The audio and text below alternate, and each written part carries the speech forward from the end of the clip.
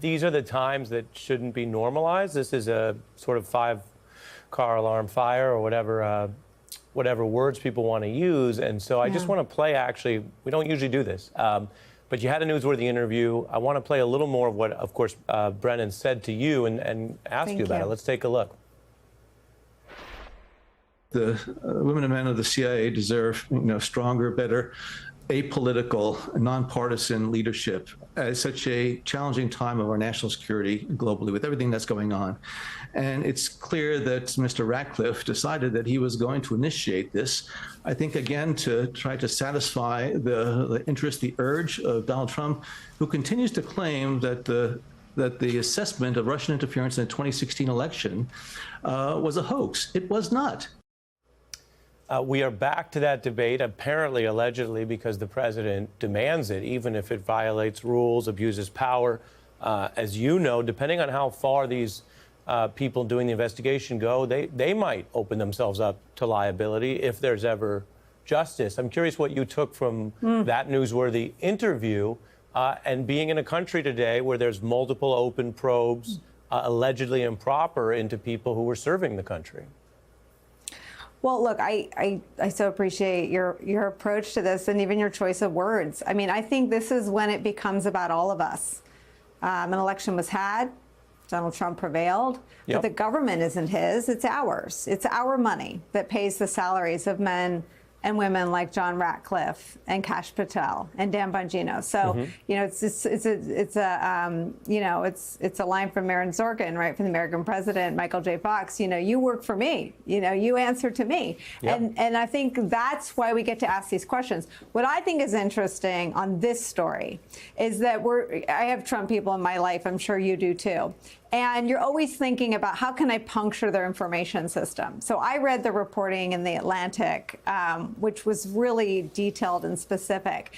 And it cites the contradictions in the Ratcliffe note to the Marco Rubio-led Senate Intelligence Committee. So I went back and read. I'm one of the only losers who probably read the whole thing because it's the most scathing indictment of Donald Trump's campaign's ties to Russia. It's brutal. It goes much farther than Mueller ever did. And then it also mentions in that Atlantic piece the Durham probe. And that Brennan told me today, I don't know that I knew this, he spent 8 hours with Durham. He wasn't with Durham's investigators. He was face-to-face in a room with John Durham for 8 hours.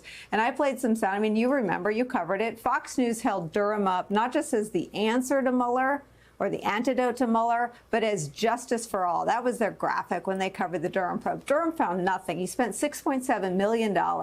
And he examined John Brennan. He face-to-face interviewed John Brennan for 8 hours. And he found nothing. So what did Ratcliffe have access to that Bill Barr directed John Durham didn't? The answer is nothing.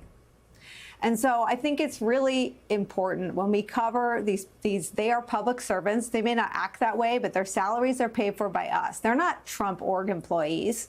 They're people who work for the American people. And we have a right to assume that they will deal in facts, that they will be accountable if they don't, and that they will at least hew to the prior leading men and women of MAGA world, which include Marco Rubio and John Durham, who found the opposite of what Ratcliffe alleges. Well, absolutely. And you put it so clearly, as you often do. They are alleging a potential criminal standard, which is the only legal, valid justification for this kind of criminal probe. And so they talked a lot about a Jeffrey Epstein list. Then suddenly, when they caught the car, there's no list. They're talking about Russia-level criminal conduct, which they already cleared. In other words, what you just said, what's the evidentiary standard? Trump AG Bill Barr, who was the most loyal of any of the AGs who served in the first term, as you're reminding everyone, ordered this probe, oversaw it. They finished it and found nothing. So just like the Epstein list that didn't exist, the Russia crimes didn't exist. And so that takes us to part two, which, of course, I'll be covering when I finally let you go. You already did a lot of work today. But we're going to cover this tonight with Andrew Weissmann, who, of course, memorably was, among other things, a general counsel to the FBI director, so knows all about what it takes to reach that standard. If they didn't reach that standard, then what are we dealing with? Well, that's the actual alleged abuse of power, that the Russia thing is a pretext to go after your enemies, and that we're living in a country like that. And so I thought it was very interesting, it's the usual thing of who has a certain approach, or even, dare I say, a class. that in the conversation with you, Mr. Brennan, and you've spoken to Mr. Comey before, you're getting a lot of these interviews, Nicole. Well, so they seem trying to keep calm up with you, my friend. But they Yeah. seem calm amidst what looks like Yeah. targeting. Your final thought, and then I will let you go. Well, two things. I don't think it's insignificant what you said about Epstein. And this leak, which was carefully orchestrated, I mean, they are a lot of things, but incapable of careful right-wing media orchestration is one of them. They are very capable of that. So the White House press secretary, Caroline Leavitt, goes on Fox News and says John Brennan and Jim Comey should be prosecuted. And when does she do it? She does it the day after the Epstein conspiracy blows up in their faces spectacularly, leading to coverage all across not just our shows, but MAGA media corners. right, We had Alex yeah. Jones weeping. Yeah. So that happens today.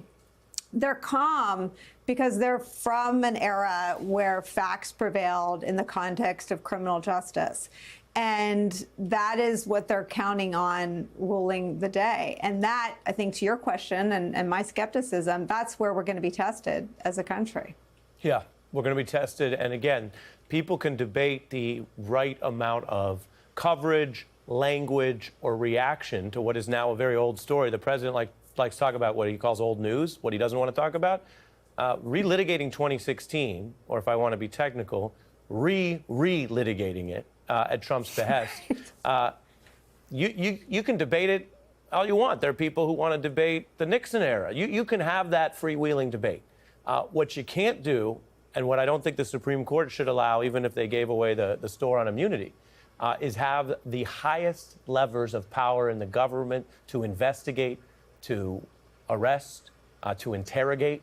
The tailing of James Comey, we're reading about in the Times today, because of a political approach. And again, I want to follow the evidence, but depending on how it's done, that itself could end up being the crime. We'll stay on it tonight. Thank you for being generous with your time, Nicole.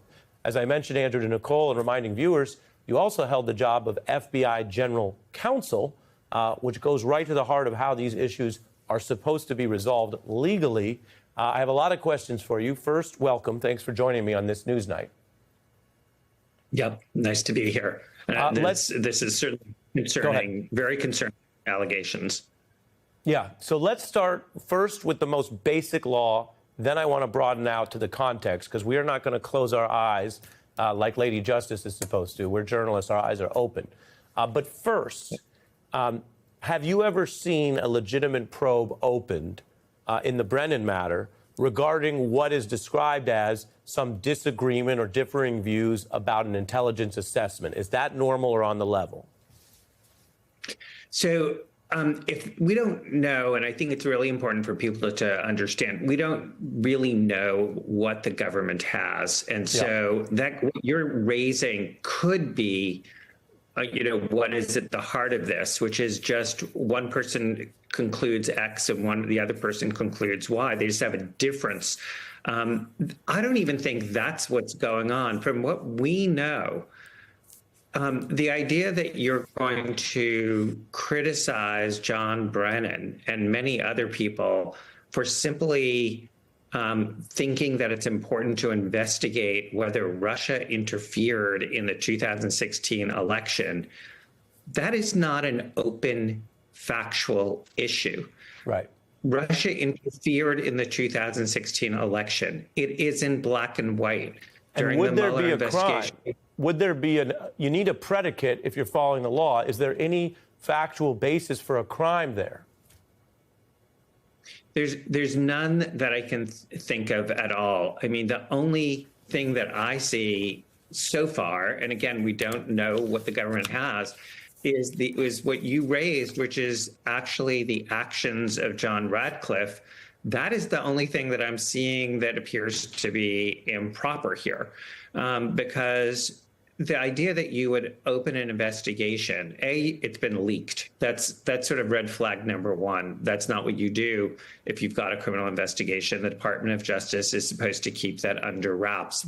So there's a violation of DOJ rules, and that seems to be because they want the story out there. Right. That's not what DOJ or the CIA should be doing. To the issue of relitigating 2016, as Nicole sort of went through, that has been decided over and over and over and over and over again. It is in black and white in 2 indictments. It was decided in a Senate report that Marco Rubio signed onto and said was the most thorough report that he had seen. I mean, this is one where it's just not debatable. And so let me move you. I'm issue. only going to move you along because I think that's established. Then there is the larger question over whether this is potentially abuse of power and illicit prosecution, which is the kind of thing that, if substantiated, is, I should note, a potentially impeachable offense for people keeping track of the Constitution's limits here. That's separate from the, of course, criminal immunity that the Supreme Court gave Trump. But this is the context. I'm going to play something that some people might say, we got to hear this again. But if we were in court, this is the context for the government going after these 2 individuals. Take a listen to Donald Trump. I think they're very dishonest people. I think they're crooked as hell. And maybe they have to pay a price for that. Criticizing James Comey, calling the former FBI director cowardly. He's a showboat. He's a grandstander. The FBI has been in turmoil. What he did was horrible. Should he be locked up? Let somebody make a determination. Mr. Trump doubled down, attacking Brennan on Twitter, calling him the worst director in history. I've never respected him. I've never had a lot of respect.